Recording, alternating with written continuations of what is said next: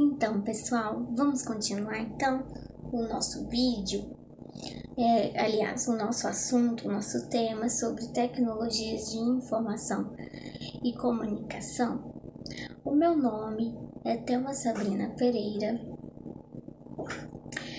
e eu faço estágio na Uninter, na faculdade da Uninter, em licenciatura em pedagogia.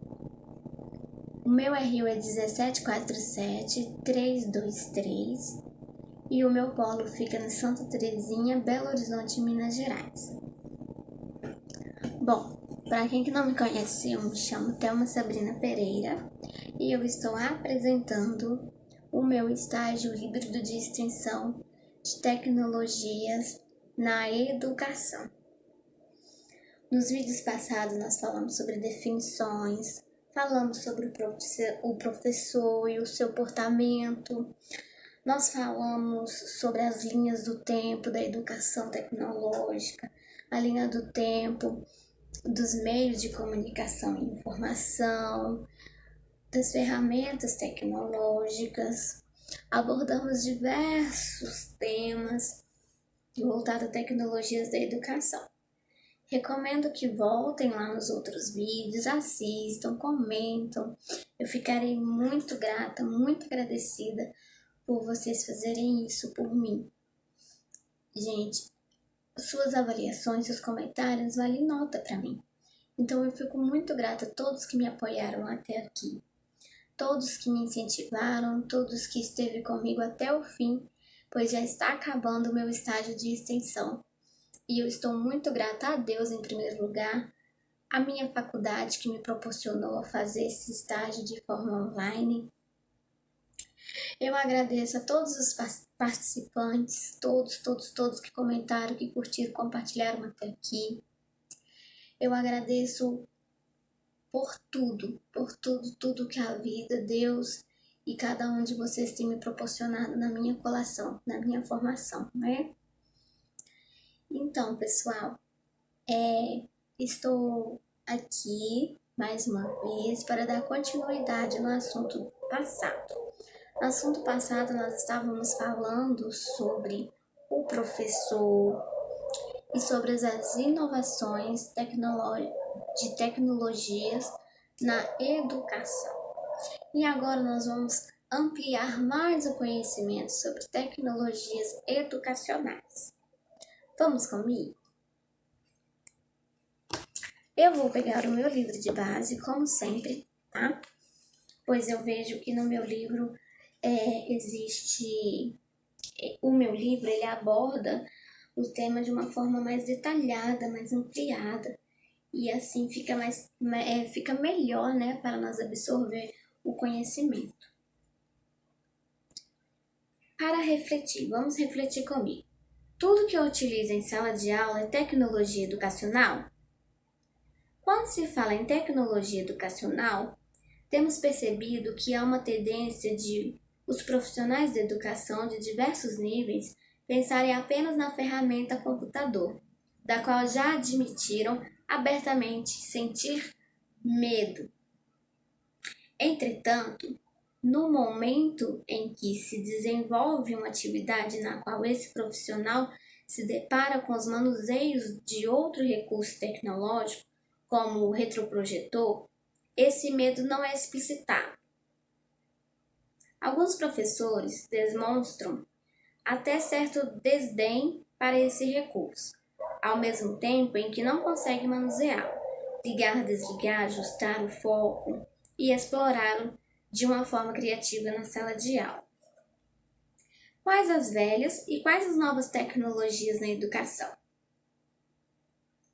Na verdade, consideramos que uma tecnologia educacional, por mais velha, entre aspas, que seja, nunca será obsoleta, pois ela jamais cairá em absoluto desuso, visto que haverá sempre um professor ou uma professora em algum lugar desse grande país que estará fazendo uso na sua escola, grande ou pequena, daquilo que já não está mais sendo usado em outra escola. Começaríamos aqui um interessante embate entre o velho e o novo, mas deixemos-lo de lado para destacarmos a importância do resgate de alguns recursos considerados como velhos por muitos professores que não justificam nem empírica nem cientificamente essa sua consideração. Foi o que eu falei nos últimos vídeos. Existem ferramentas tecnológicas inovadoras que podemos adquirir agora, né? Que chegaram agora no mercado, por exemplo, as de comunicação e informação, que cada vez mais avança, porque saímos da época da carta, saímos da época que pagava ficha para falar no telefone. Hoje nós gravamos assim por um celular, podemos fazer chamada de vídeo, temos o computador, a internet, a televisão. Mas, pessoal, é muito importante também adquirir as tecnologias que já existiram e existem ainda, pois elas nos favorecem bastante. O que deve acontecer é a somação do que já temos conhecimento com o novo e assim criar uma nova habilidade e um novo método de ensino, para ser criativo, para ampliar mais, para adquirir mais experiências junto com os nossos alunos. Quanto mais experiências, mais aprendizado.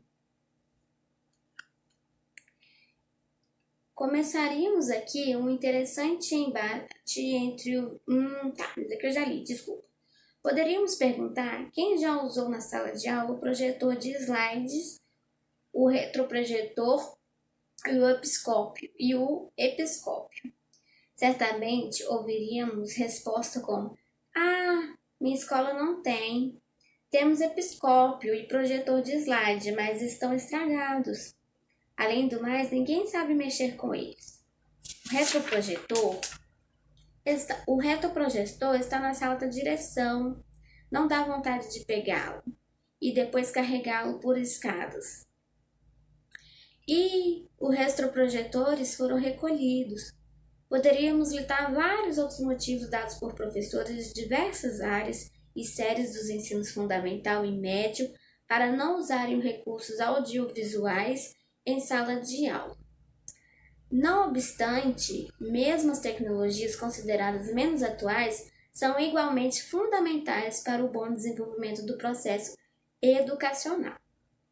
Independente de o professor atuar em uma escola com maior ou menor número de tecnologias, queremos ressaltar que o alcance de cada uma delas está relacionada, em geral, ao seu domínio pelo professor e pelo aluno e à criatividade para inovar em suas formas de utilização. Nós podemos, foi o que eu falei, podemos fazer uma inovação, uma criativa forma de ensino para o aprendizado, para favorecer educacionalmente com o que nós temos. Nossa, é incrível. Podemos fazer tanta coisa, juntar professor e aluno, sabe? Questionar, perguntar, interagirem um com o outro e assim solucionar uma nova forma para eles aprenderem. É incrível. Tanta coisa que podemos fazer. O professor sair daquela principal ferramenta de ensino e passar por mediador, porque antigamente, nos tempos antigos, o professor que passava o ensino de conhecimento. E hoje, como que temos muitos meios de comunicação e informação, nós só passamos a ser mediador. E assim une professor e aluno. E ali a transmissão de conhecimentos, de aprendizados, de ensino. Claro que o professor passa o ensino científico, né? Mas também podemos ter outros aprendizados com diversas experiências dentro da escola, seja em uma gincana, seja em uma atividade de pesquisa, de uma atividade que desenvolve um relatório através, né, de um filme, seja um debate regrado, através de um debate regrado. Então, nós criamos experiência nós criamos aprendizados através da nossa experiência no cotidiano. Tanto o aluno, tanto o professor.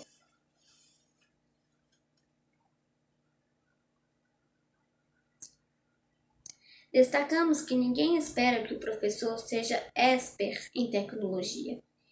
Eles têm que ser especialista em educação e pensar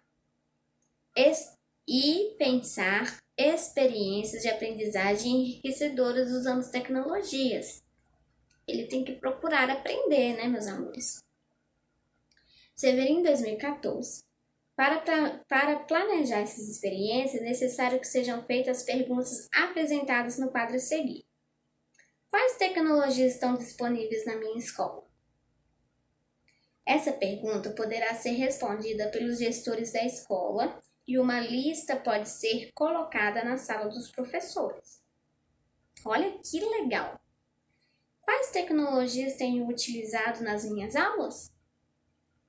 Da lista que surgirá da resposta à primeira pergunta, verifique quais tecnologias você tem utilizado mais e quais você tem utilizado menos e por quê. Reflita se você precisa de uma formação instrumental mais específica em relação ao uso de algum aparelho. Terceira pergunta. O que os meus alunos têm que eu posso utilizar na sala de aula? Que legal, olha isso! Câmera fotográfica digital? Telefone celular? Smartphone? Tablet? Olha que legal, nós podemos analisar o que os alunos já têm, que nós podemos utilizar dentro da sala de aula. Respondendo essas questões, você perceberá que ficará mais fácil planejar suas aulas com o uso da tecnologia. Uau, que incrível! Reflita também. Cinema e sala de aula combinam? Isso é recente? Neto de 98, página 11, relata que Adalberto Maria Ribeiro datou de 1910 a utilização pioneira do cinema a serviço do ensino no Brasil. Com o nascimento da Filmoteca do Museu Nacional do Rio de Janeiro, em 1936 foi criado o Instituto Nacional do Cinema Educativo, INSE, que deu início aos seus planos de produção, distribuição, projeção e divulgação do cinema educativo em nosso país. Que interessante!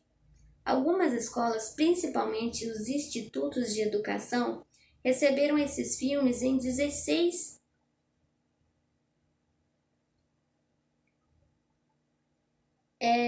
receberam esses filmes. Nos Estados Unidos, no Canadá, no Japão e outros países, podemos encontrar catálogos de equipamentos audiovisuais editados que contêm em suas páginas uma variedade de projetos de cinema, predominantemente 16 minutos, para o uso em escolas.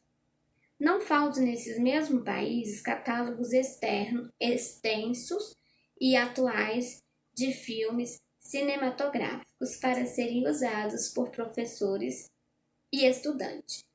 O uso do cinema nas escolas no Brasil começou a se popularizar quando a televisão com videocassete foram introduzidas nas escolas. Após algum tempo, os videocassete foi substituído pelo aparelho de DVD. Meados aí de 2006, 2005, por aí. O digital videodisc. E mais recentemente, os filmes são utilizados na sala de aula por meio de um projetor multimídia ou datashow, conectados a um computador. Apesar do avanço dos equipamentos, a estratégia de uso tem sido a mesma. O professor escolhe um filme que, consequentemente, não teve a sua realização voltada para o alcance do objetivo específico da sua aula e utilizá-lo totalmente desvinculado do seu planejamento. Foi o que eu disse nas aulas passadas. Não adianta ter ferramentas e não saber usá-las. Não usá-las com inteligência. Não programar e não planejar uma aula que possa ser desenvolvida através daquela ferramenta para passar um conhecimento, o aprendizado, para os alunos seu aprendizado. É muito em vão colocar uma televisão dentro da sala de aula só para assistir filmes assim, aleatórios. Não inova nada, não acrescente nada, não edifique nada.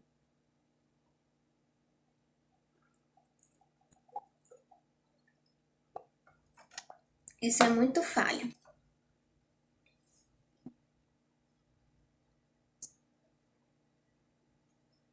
Muitas vezes esses professores esquecem que cinema é divertimento e arte, um meio de comunicação por transmitir mensagem e principalmente som e imagem.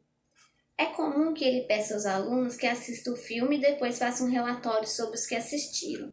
Nessa situação, o professor esquece o que é cinema e se torna um filme uma experiência enfadonha para os alunos. Além disso, ele parece ignorar que há disponíveis na internet sobre o filme, resenhas, relatórios e críticas prontas. Nossa, isso é muito real. Então, Thelma, você falou nos outros vídeos sobre fazer relatório, mas podemos fazer, em vez de ser um relatório, podemos pedir os alunos para montar um roteiro baseado no assunto do filme e criar uma peça teatral. Aí depois entra o relatório. Qual o aprendizado que eles tiveram através daquela peça, através de montar o roteiro em grupo. Podemos inovar.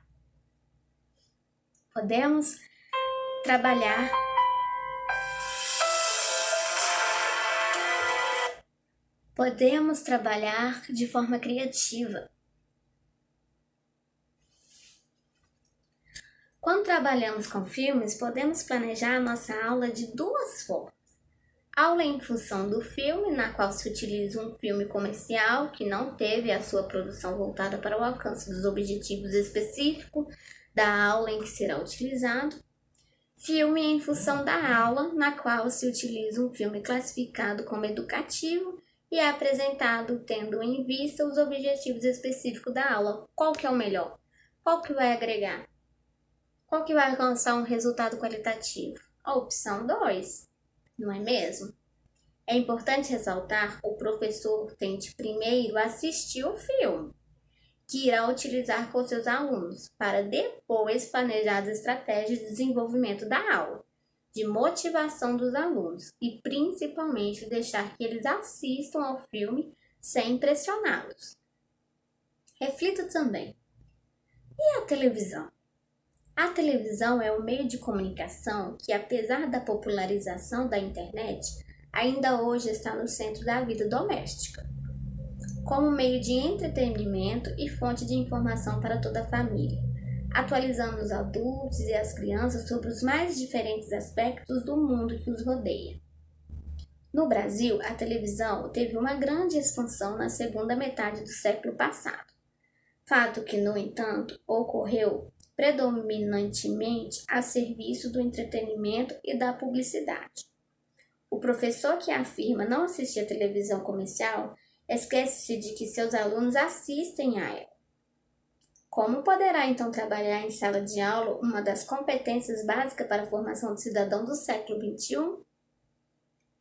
Que é, segundo o Toro, citado por Bencini e Gentili de 2007, receber criticamente a informação dos meios de comunicação? Nossos alunos estão mais expostos aos conhecimentos que a televisão proporciona do que aquelas advindos da escolaridade ou das relações familiares. Ai, que legal! Aqui está expondo totalmente a minha linha de raciocínio dos outros vídeos. Tudo o que eu disse nos outros vídeos aqui está falando de uma forma mais esclarecedora e mais ampla ainda. Quem que assistiu os outros vídeos vão falar, nossa, a Thelminha falou isso nos vídeos passados. Muito interessante. Por meio da televisão, os alunos entram em contato com os novos e diferentes conteúdos e encontram estímulos para criar novas relações entre temas já conhecidos. Com isso, sucumbem a luminosidade animada da tela e aprendem sobre o mundo em que vivem. Informam-se sobre as últimas conquistas das ciências, sobre as guerras e sobre os gestos políticos do mundo todo. Entre tantos outros fatos, aprendam com a ficção dos filmes e das novelas, com os telejornais e com os documentários. Entretanto, nem tudo que vem os alunos entendem e nem sempre se divertem, mas compartilham com milhares de pessoas um número incalculável de informações sonoras e visuais, que progressivamente vão ganhando sentido, transformando-se em aprendizagens significativas, incorporadas à realidade cotidiana. O professor não pode ignorar esse fato, mas deve reconhecê-lo e integrá-lo às suas aulas. Para isso, deve se questionar: como o mundo contemporâneo chega a cada aluno? Qual é a qualidade do conteúdo a que os alunos têm acesso? Por meio de que programações os alunos se instrumentalizam para atuar no espaço social em que estão integrados? Os professores podem aprender a utilizar os programas televisivos de qualidade que já existem para incrementar sua ação na sala de aula, para atualizar suas fontes de informações, as quais se encontram atrasadas em livros didáticos anacrônicos. O professor tem de se conscientizar de que, na contemporaneidade, educar implica necessariamente ensinar a assistir criticamente à televisão. Bum! Influenciar os nossos alunos a adquirir e inserir essas ferramentas no seu cotidiano de uma forma inteligente. Conscientizar que o excesso dessas ferramentas e de forma fútil não agregam e podem até fazer mal, podem até causar vícios. Precisamos conscientizar os nossos alunos, precisamos nos envolver com o meio, atualizarmos com o meio que eles têm acesso às informações, para podermos trabalhar com eles, influenciar eles a utilizar essas ferramentas de forma inteligente.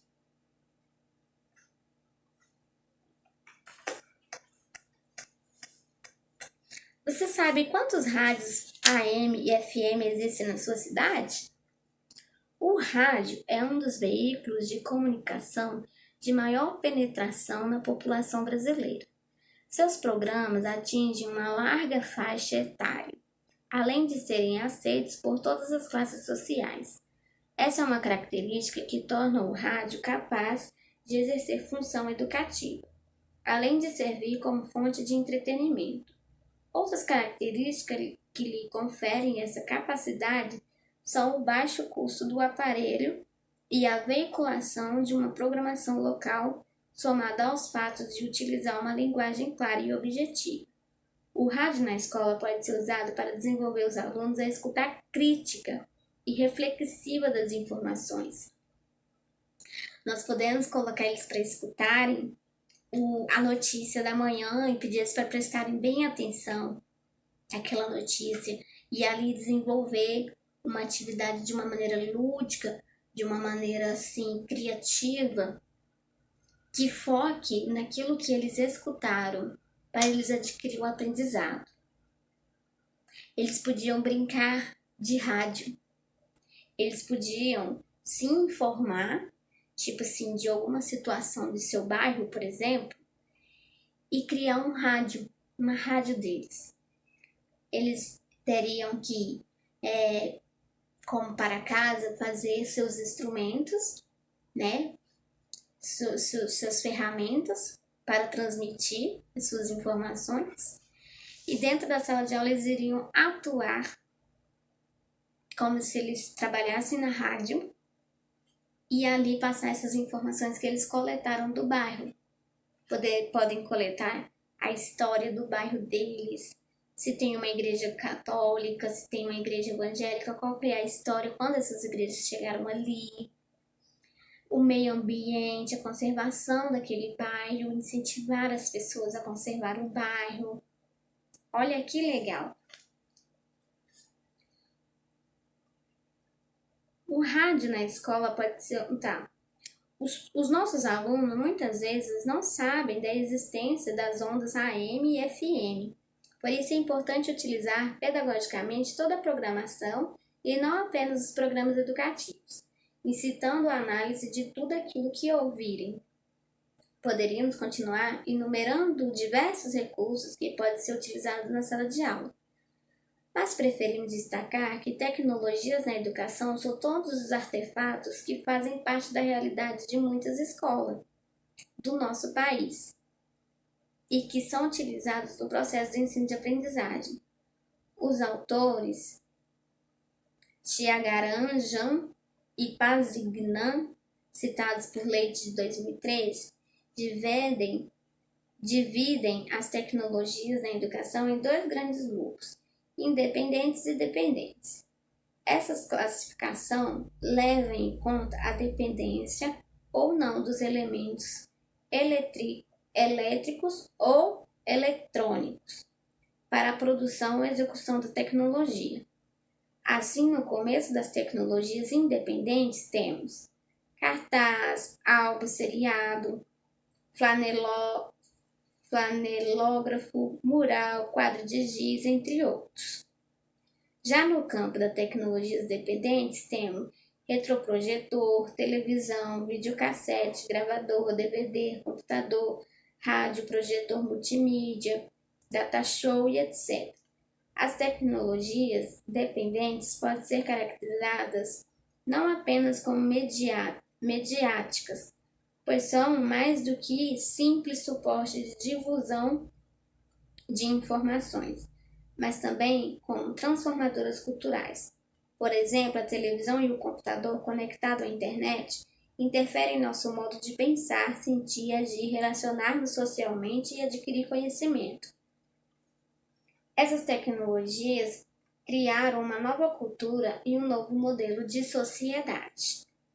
Portanto, o uso de tecnologias na educação pelo professor implica conhecer as potencialidades desses recursos em relação ao ensino de diferentes disciplinas do currículo, bem como promover a aprendizagem de competências, procedimentos e atitudes por parte dos alunos para que utilizem as máquinas e o que elas têm de recursos a oferecer a favor da sua aprendizagem.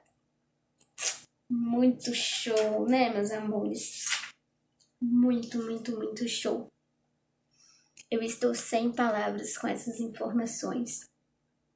E eu estou muito grata, pois deu totalmente um baque, tipo assim, mostrou totalmente o que eu passei nos outros vídeos. Tô sem palavras, sem palavras.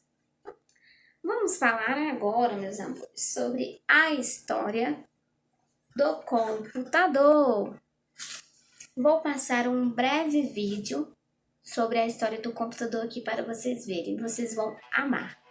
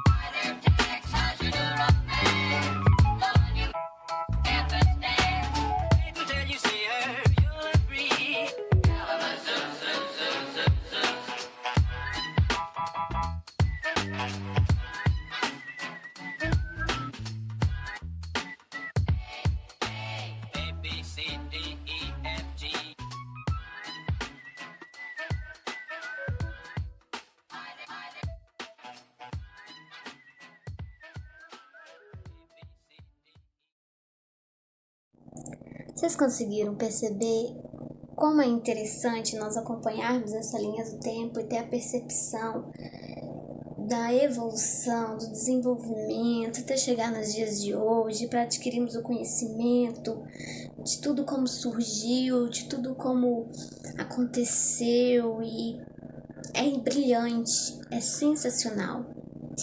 E vamos aprofundar aqui. Aqui também tem a história do computador. Vamos lá. Como eram os primeiros computadores? Será que a humanidade consegue ficar sem computador? O ser humano sempre procurou formas de simplificar e facilitar o seu trabalho, e a necessidade de estimar e de contar os seus pertences levou a criar instrumentos para auxiliá-lo. Para a contagem, o homem já usou pedrinhas e os próprios dedos.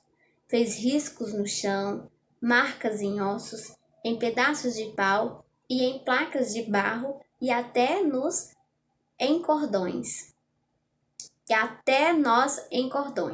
Me perdoa. Uma das ferramentas criadas pelo homem para auxiliar o nosso processo de contagem foi o ábaco. Esse instrumento se destaca pela sua simplicidade e eficiência.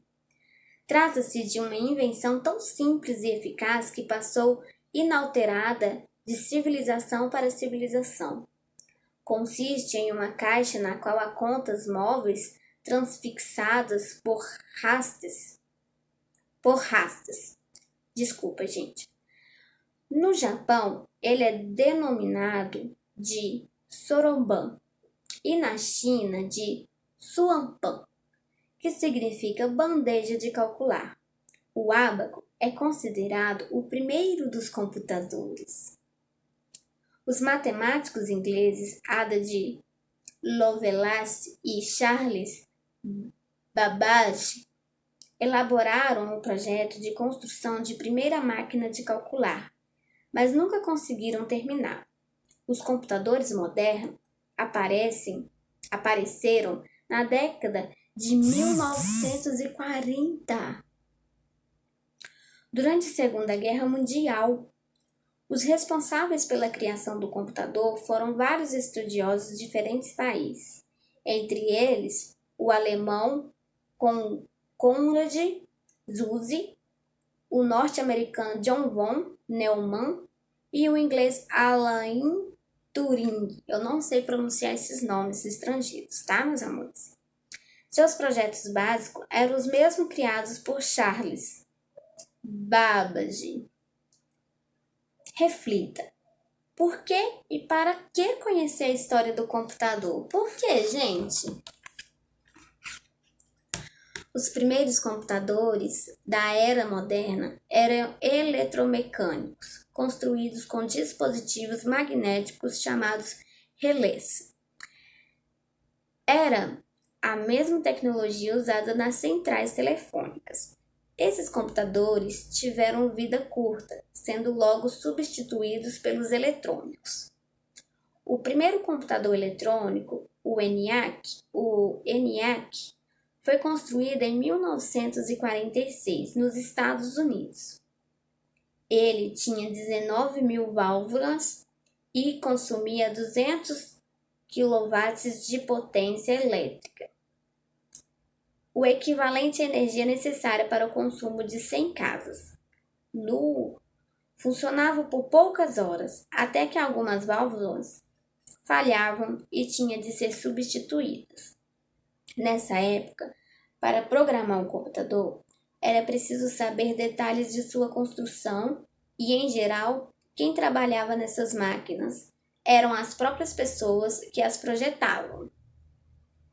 Por isso, esses computadores acabavam ficando nos laboratórios em que eram construídos. Muito interessante. Na final da década de 40, foi inventado o transistor. Que era menor, mais rápido e falhava menos que a válvula.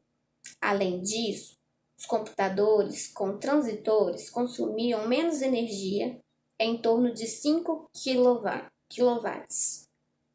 o equivalente à energia necessária para o consumo de 2 casas. Nossa, reduziu bastante.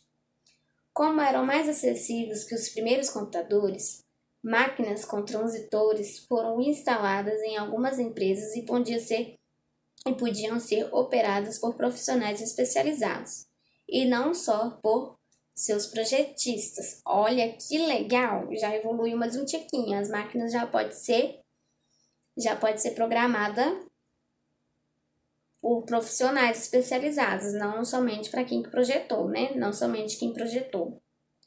Na década de 60, os Estados Unidos revelaram ao mundo uma nova invenção: os circuitos integrados.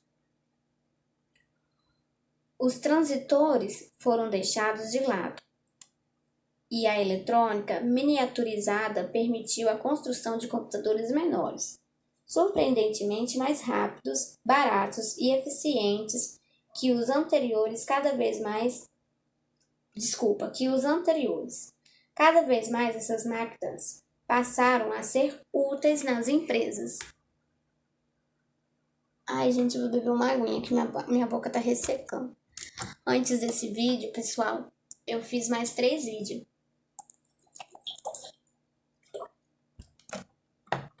Já são 1h36 da manhã. Olha a dedicação da pessoa.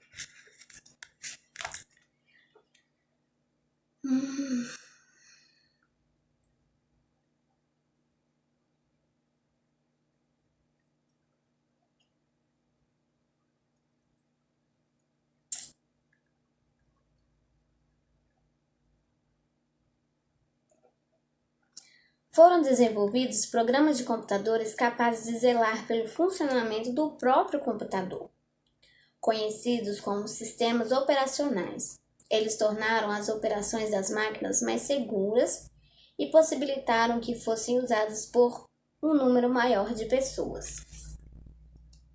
A essa altura, as empresas já dependiam muito dessas máquinas para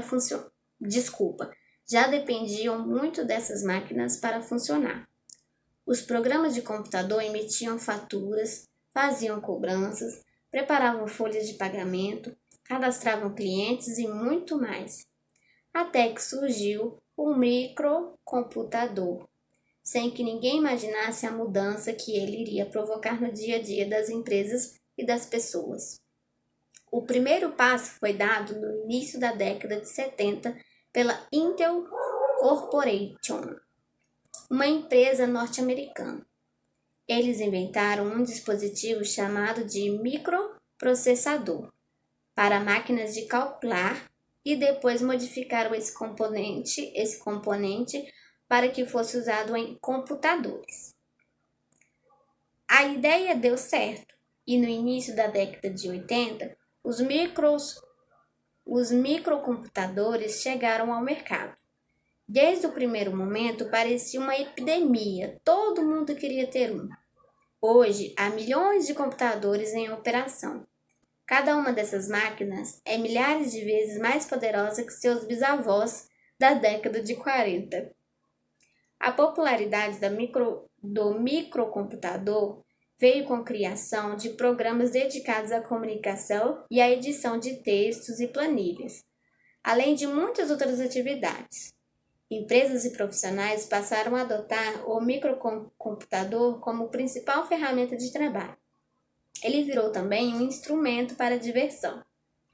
Na década de 90, a grande inovação foi a internet. Ela promoveu grandes mudanças, interferindo na estrutura dos diferentes sistemas e transformando as relações de comunicações globais. Imagina o quanto que era caro pagar a internet naquela época. Resumindo, o desenvolvimento dos computadores pode ser dividido em 5 gerações. Primeira geração, 1945 a 1959.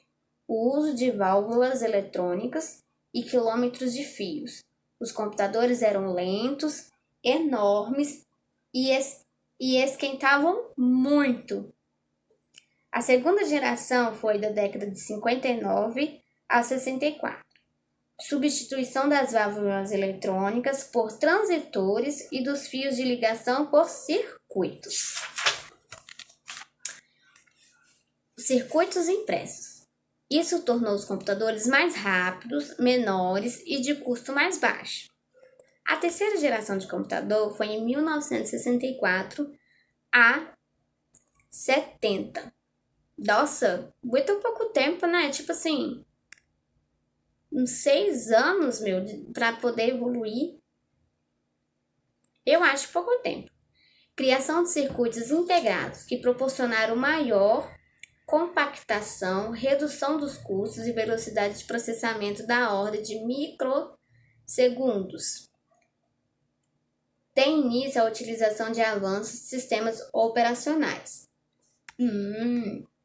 A quarta geração de computador foi da década de 70 a 90. Ai, já demorou mais um tiquinho.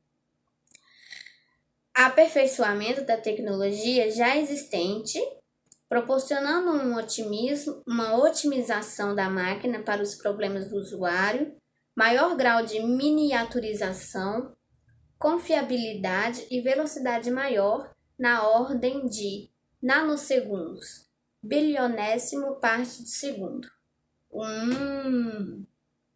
E a quinta geração da década de 90 em diante, até os dias de hoje. Surgimento da inteligência artificial e dispositivos cada vez menores e mais potentes conectados à rede da internet. Verdade. De um computador de válvulas eletrônicas para chegar nesse celular que tá me filmando, que é praticamente um computador também. Gente, meu Deus, como que pode, né? Nossa, é de cair o queixo. Nossa, muito interessante. O próximo vídeo iremos falar sobre a história da informática na educação. Show de bola! Beijo, beijo, beijo e até logo!